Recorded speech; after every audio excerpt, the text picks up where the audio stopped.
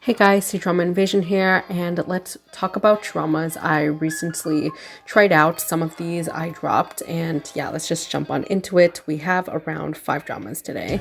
Let's first talk about The Legendary Life of Queen Lao.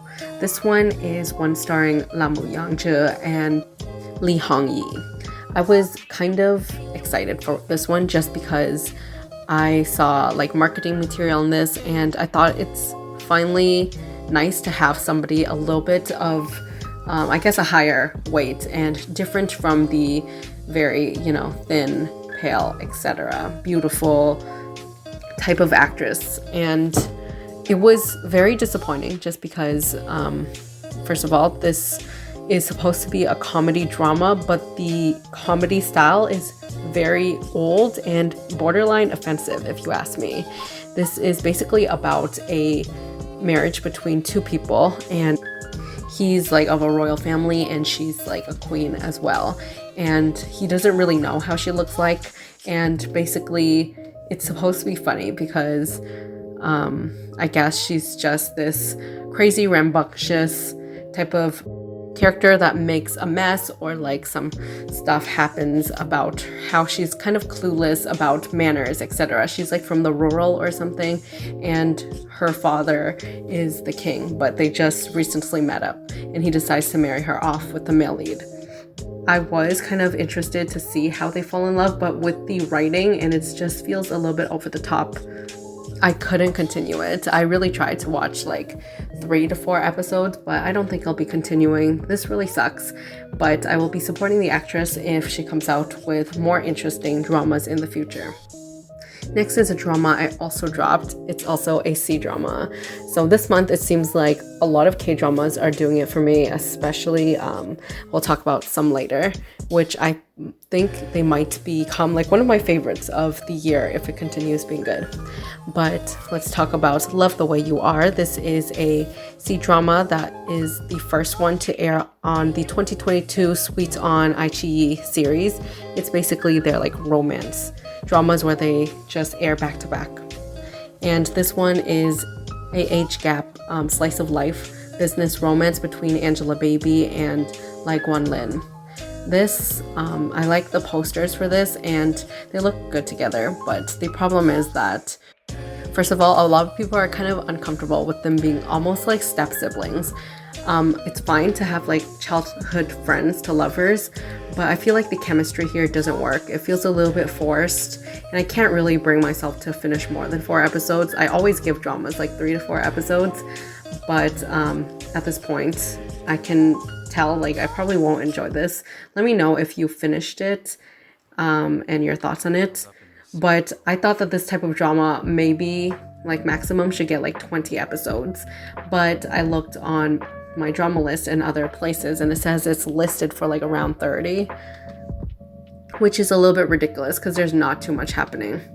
I don't really recommend this one unless you really love Angelababy and you just want to kill some time, put it on as background noise and glance up.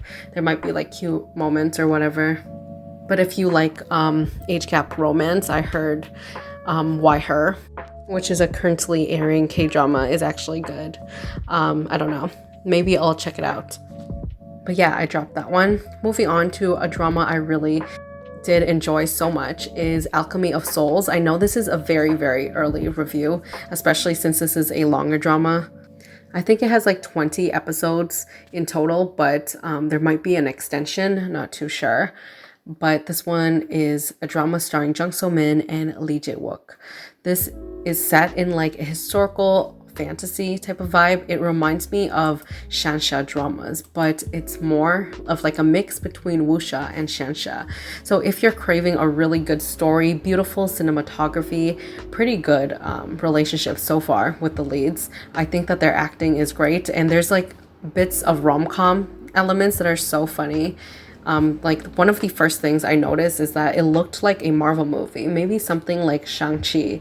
It was very crisp. The fight scenes were great. It felt super cinematic, and the CGI here is not out of place. The water effects, everything looks really good. It feels like something of high quality, and I'm glad that Netflix came out with something like this. As much as I love them exploring the horror webtoon genre and all these survival games and stuff, I really wanted something like this from Korea, or just in general. It's not strictly like historical or based off of any like true historical elements, so if it bothers you that the male leads literally have K-pop style hair, that's because it's not really grounded in reality. It's like its own world and it has their own rules. So I think just have fun with it. Check out the first few episodes. I think you'll like it. If you just watch like the first two, it really hooked me from the first episode. The female lead is great here. I really like that she's very witty and like smart thinker. So one of the things that happened was there's like this soul swap element where she used to be this really cool, awesome mage, and now she's stuck in this weak body of a girl and she has to do the most. Like, it's super funny because she ends up being the maid of the male lead, and their interactions are like this bickering couple, but they're also like sweet at the same time. And it truly feels like they only understand each other. The female lead is someone who has been alone for all of her life and she doesn't really trust people in general, but you really see her like open up to him, and the same goes for him as well. Even though he's born into this like noble family, he's definitely the odd one out compared to everyone else. It's such an awesome concept to see the 4 seasons and their various powers. So far, I don't think I've seen any issues with this drama, no plot holes or any stiff actors and actresses, even though I know some of them are quite new to the industry. Everything is quite spot on. Highly recommend watching this. If you have Netflix on your TV or like anything like that, definitely watch this on a bigger screen compared to your phone. I feel like you'll appreciate these beautiful shots even more. I'm also enjoying Jinxed at first. This is a fantasy modern romance drama, but like there's more of like a mystery element to it, and it was kind of surprising. Based off of the posters and stuff, I just thought this was going to be a very fluffy, lighthearted drama. But that's not exactly the case. Similar to Alchemy of Souls, I was quite hooked from the beginning. But it's definitely a drama depending on the person and depending on the mood. If you don't like dramas where it's like a fish out of water situation, because the female lead was locked up all of her life and she basically fangirls a lot over little things and gets herself in a lot of situations.